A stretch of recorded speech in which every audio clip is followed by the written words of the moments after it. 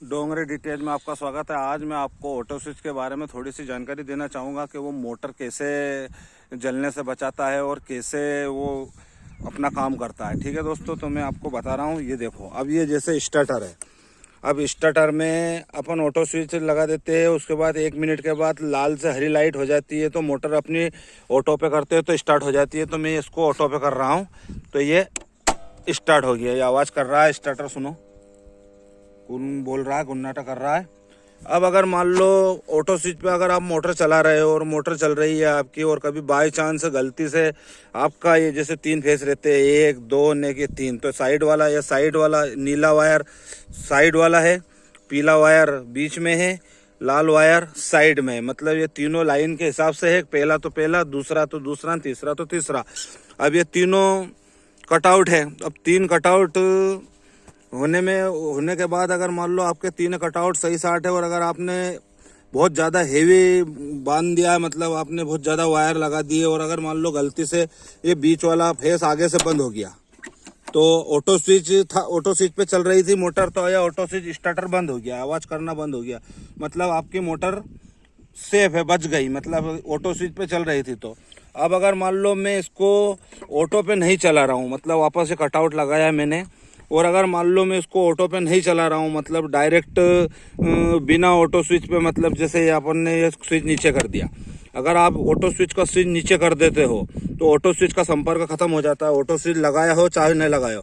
तो ये मैंने चालू करा तो ये देखो आवाज़ आ रही है, गुन्नाटा कर रहा है, आवाज़ आ रही है। अब मैं बीच का कटआउट निकाल रहा हूँ तो ये मैंने बीच का कटआउट निकाल दिया धीरे से।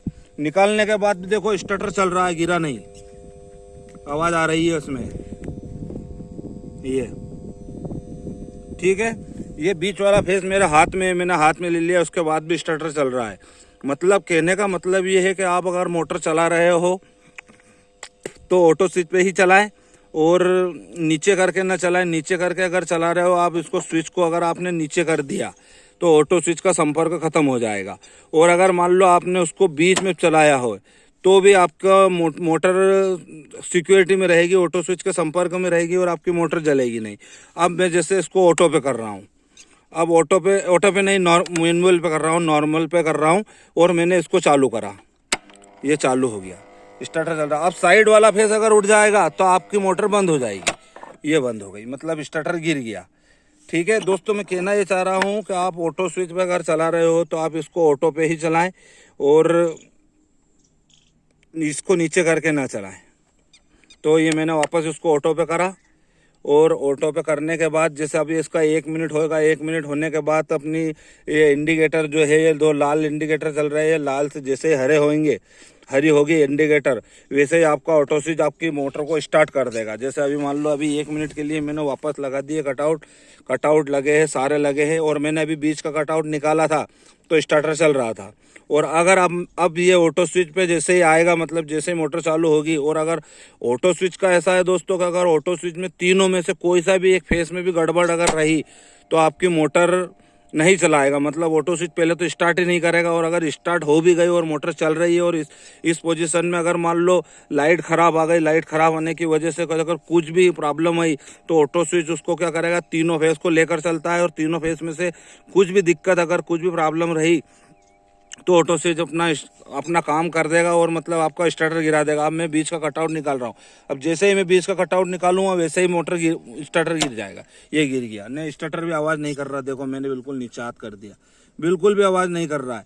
वापस मैंने लगाया और ऑटो स्विच से नीचे उसको उतारा, नीचे उतारने के बाद मैंने वापस इसको चालू करा जैसे, तो ये चल रहा है। अब मैं बीच का कटआउट निकाल रहा हूँ, तो ये जैसे मैंने बीच का कटआउट निकाला तो ये देखो स्टार्टर गिरा नहीं, आवाज़ कर रहा है, देखो। ठीक है दोस्तों, मैं ये कहना चाह रहा हूँ कि अगर आप ऑटो स्विच पे चला रहे हो तो बहुत अच्छा है, फ़ायदा है, उससे आपकी मोटर बार बार जलेगी नहीं और सेफ्टी में रहेगी। इसलिए दोस्तों आप हमेशा ऑटो स्विच पे ही मोटर चलाएं।